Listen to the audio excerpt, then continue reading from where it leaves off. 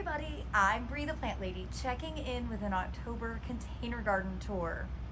I am in the midst of weekly travel, which is why I haven't been posting as many videos, and I haven't been doing any gardening projects. I've just been enjoying the foodscape as it is at this time of year as we wind down to whenever our first frost will be. But today I was doing some watering because we're actually very dry, which seems crazy because 2 weeks ago we were inundated with hurricane rain. But I noticed something really special that I was like, okay, I have to make a video. So let me show you what is blooming. Look, even Ava Grace, who almost never makes appearances for YouTube, is excited about this plant. So let me turn the camera around and show you what is blooming. Well, as you can see, Ava Grace is really intrigued, and I am just so thrilled to see that this is flowering. So what we have here is Stapelia gigantea, and it's a super cool plant that I've been growing for years. I've never had it bloom this well, and as you can see, there are a whole bunch of flowers. And they're huge and they're super stinky. They're fly pollinated. They smell like rotten meat. And then these giant balloons are actually flowers that haven't opened yet. And oh look, see, appropriate, there was a fly. I've had this sort of tucked against the wall and other plants have grown up around it, so I haven't been watering or paying attention. But look at all the flowers that are coming. I had to pull it out because my dear friends, the Sabios, are coming over tonight. We're all going to the homecoming football game to watch Aiden and Abby. And I was like, they, of all my friends, will really appreciate seeing this thing in full flower. It is not the sort of plant that you really want to have flower inside your house. So good thing to have it outside at this season. Well, so starting here in the driveway, we've got a lot more than just the cool Stapelia in bloom. Look at all those flies. Oh my gosh, it is the coolest thing.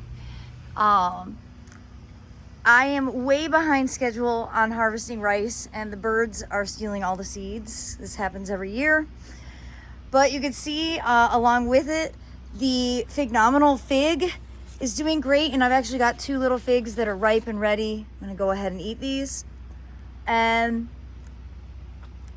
that's delicious. Oh, that's really good. That turmeric continues to flower. And I'm assuming I don't know if it sets seeds, if it needs cross-pollination. I really don't know that much about this particular plant. I grew it from the grocery store. I bought a tuber from the grocery store and planted it. And that is what that tropical foliage is. And I have another one planted over there in that pot with coleus. And then here in this pot, which is dried out a bit because it's been hot and very dry, the ginger, which was also purchased from the grocery store, is growing really well. You can see I can't wait to unpot this stuff and actually see the size of the tubers from these plants. It's really exciting. And the wall is looking really good.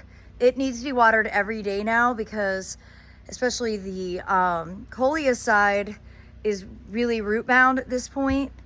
And it's very warm. Even though we were chilly this morning, it's very warm out.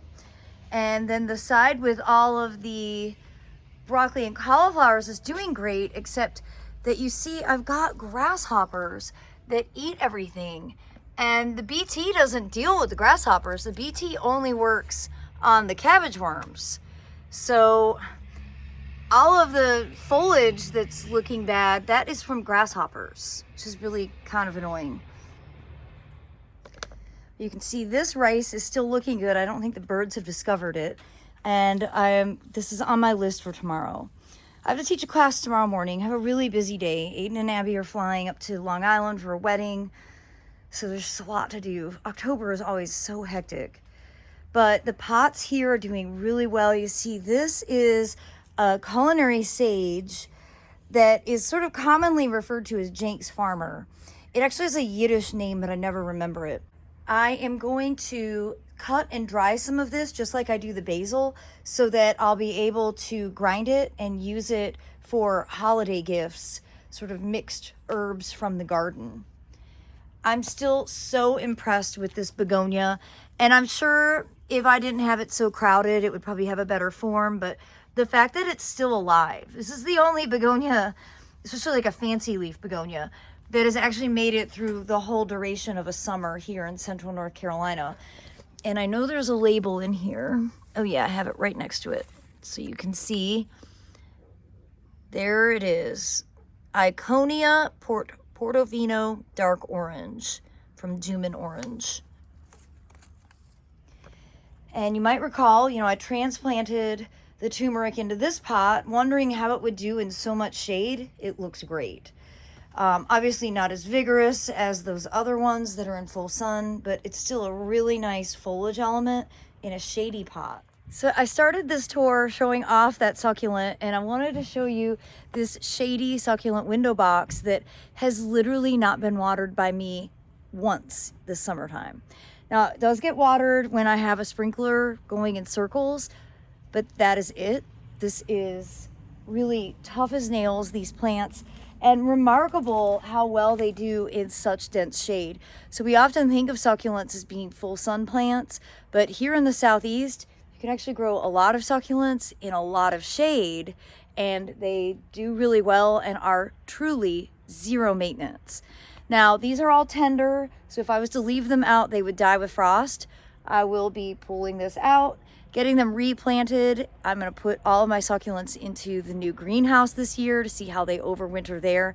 And then I'll get this basically just stuffed with different types of conifer and stuff as we start to prep for the holidays. And just to show you how these mangave are looking, they're beautiful. There's just no other way of putting it. They totally solved the problem of all the open space that was driving me crazy between their cool colors and textures and then the brilliant pots. This is really all this border needs, and I just need to remember to go ahead and stage it like this earlier next year. Well, 'tis the season for gigantic coleus. Now, I have been abusing these pots, and you can see that one is very wilty. I just haven't been watering out here as often, or really at all. I did water today, so that's why this one perked up.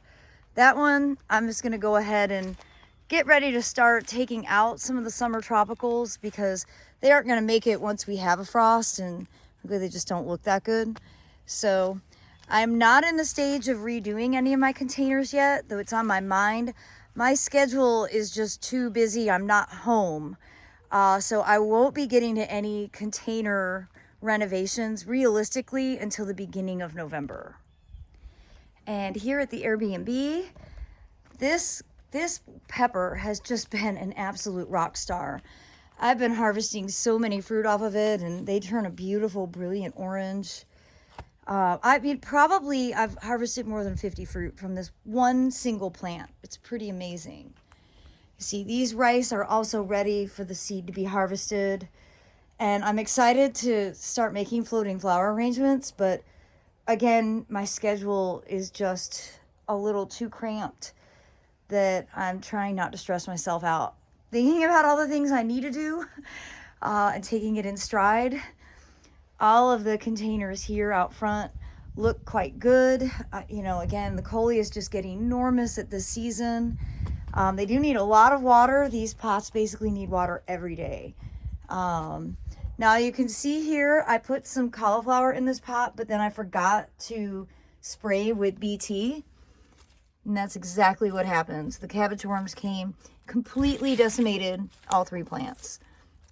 Now, cabbage worms don't bother lettuce, so if you don't think you can keep up with spraying BT to control the cabbage worms, grow lettuce instead. But plants in the Brassicaceae family, broccoli, cauliflower, cabbage, kale, kohlrabi, Brussels sprouts, they require BT or you won't be successful growing them. So I was having a discussion last week when I was in Georgia about agapanthus, and hands down, here, agapanthus do best in pots. For one reason, the voles can't get to them. Because when I planted Agapanthus in the ground, the voles ate all of their roots overnight.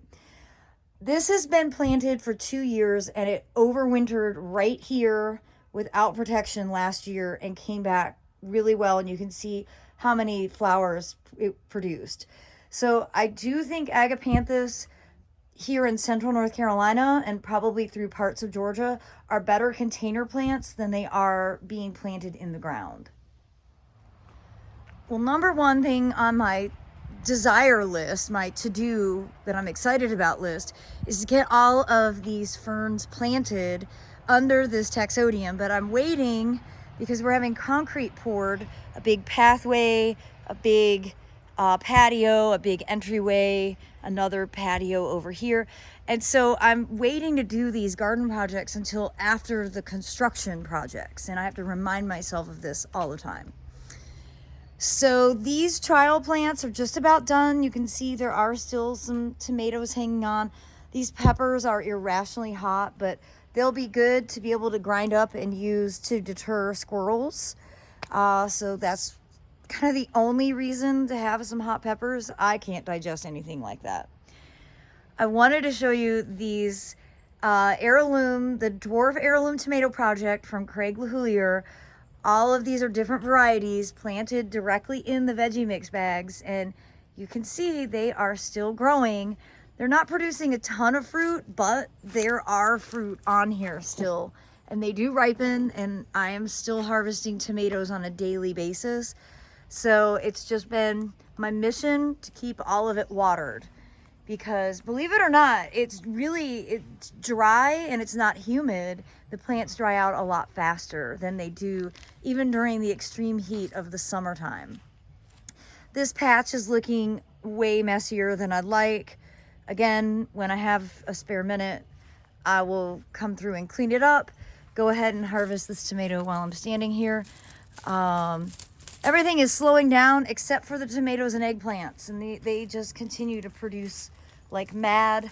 I'm doing my very best to harvest them and eat them as quickly as possible so that I don't feel overwhelmed by the harvest. And all of the containers here at the greenhouse are doing very well, albeit probably a bit dry because I have not watered these yet today.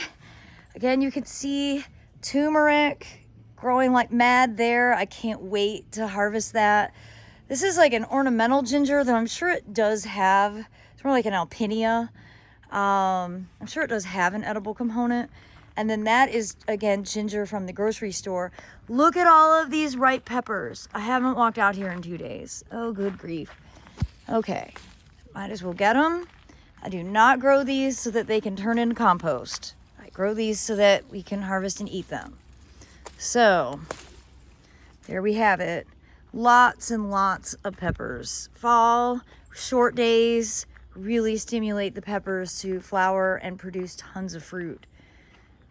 And really, for a normal person, this is as many vegetables as you would need to have. You don't need to grow anywhere near as many as I do.